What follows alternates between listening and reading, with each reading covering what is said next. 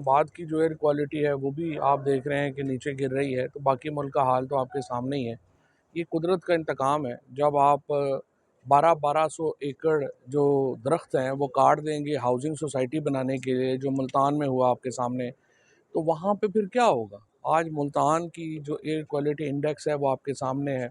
लाहौर में जब ये पूरा बना रहे थे, एक कंक्रीट का एक पूरा जंगल बना रहे थे, उस वक़्त सब लोग बता रहे थे कि इसका अंजाम ये होगा और वही हो रहा है।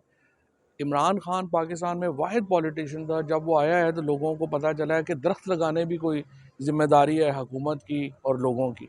इमरान खान से पहले भी कभी किसी ने यहाँ पे एनवायरनमेंट का नाम नहीं लिया, उसके बाद भी आप देख रहे हैं एनवायरनमेंट का, माहौल का कोई नाम नहीं है।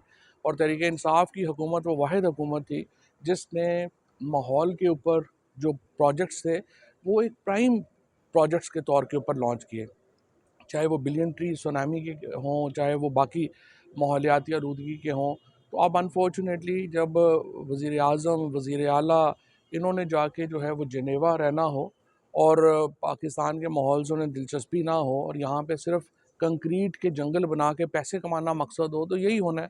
और बड़ी जल्दी आप देखेंगे कि जो पाकिस्तान के शहर हैं ये लिवेबल ही नहीं रहेंगे, यहाँ पे आप रह ही नहीं सकेंगे जिस किस्म की प्लानिंग जो है वो ये कर रहे हैं। आपने लाहौर के हालात इसलिए हैं कि देखें, वहाँ पे जो निगरान हुकूमत थी, तकरीबन अरब रुपए की कंस्ट्रक्शन वहाँ पे की गई बग़ैर उसकी माहौलियाती किसी इम्पैक्ट के करते हुए। उसके बाद आके उससे पहले शहबाज शरीफ भी यही कर रहा था, मरियम भी यही कर रही थी। तो ज़ाहिर है किसी ने माहौल के ऊपर तवज्जो नहीं दी और आज पाकिस्तान के ये हालात हैं और इसके ऊपर तवज्जो दिए बगैर ज़ाहिर है कि हो अब कुछ नहीं सकता।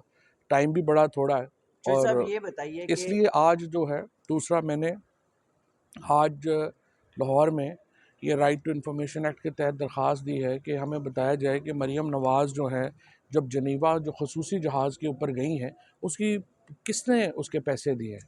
क्या वो हुकूमत पंजाब ने दिए हैं, पाकिस्तान एयर फोर्स ने दिए हैं, किसी प्राइवेट आदमी ने दिए हैं? वो पाकिस्तान के लोगों का और पंजाब के लोगों का बिलखसूस ये हक़ है कि हमें पता चले कि उनके ट्रैवल एक्सपेंसेस कौन उठा रहा है। फिर वहाँ पे जिस तरीके से ये लोग वहाँ पे पार्टी कर रहे हैं उसके एक्सपेंसेस कौन उठा रहा है।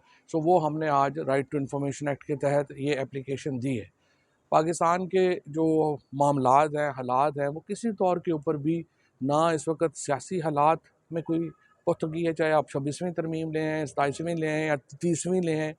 जब तक आप इमरान खान की सियासी अहमियत को तस्लीम नहीं करते, तहरीक इंसाफ की अहमियत को तस्लीम नहीं करते, पाकिस्तान के अंदर सियासी इस्तेहकाम नहीं आ सकता।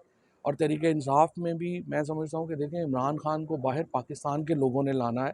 पाकिस्तान के मसलों का हल ट्रंप या एलन मस्क ने नहीं करना, पाकिस्तान के लोगों ने करना है। लिहाजा कभी हम अपनी उम्मीदें सुप्रीम कोर्ट से लगा लें, कभी उम्मीदें आप जो है वो अमेरिका से लगा लें, इधर से लगा लें, ये भी दुरुस्त नहीं है। पाकिस्तान के लोगों को इस वक्त जो ये हुकूमत इस वक्त तक अगर कायम है तो उसकी वजह यह है कि तहरीक इंसाफ से इंसाफ या इनकलाब मैनेज नहीं हो रहा और हुकूमत से का प्रॉब्लम यह है कि उनसे इमरान खान मैनेज नहीं हो रहा। और इसलिए पाकिस्तान एक सियासी तौर के ऊपर एक बहुत मैं समझता हूँ कि सूरत हाल ऐसी है कि जिसमें रोज़ ही हुकूमत तो रोज़ सर्वाइवल की जंग लड़ रही है। वो एक दिन जो है वो निकाल देते हैं, फिर सारी हुकूमत मिल के नाचती गाती है कि आज हम बच गए, अब कल का सोचें। तो इस तरह से तो मुल्क चल रहा है ना, इसका कोई मुल्क में कोई पॉलिसी है ना कोई इस्तेहकाम है। ऐसी जाली बातें कर कर के कही जा रहे हैं जी मईशत बड़ी ठीक हो गई है। कैसे ठीक हो गई? आप पिछले साल से कंपैरिजन कर रहे हैं, उससे आपने कहा ये 1% बेहतर हो गया तो ठीक हो गया। ये इस तरह नहीं होगा, ये किसी वक्त फिर गिर जाएगा सारा मामला।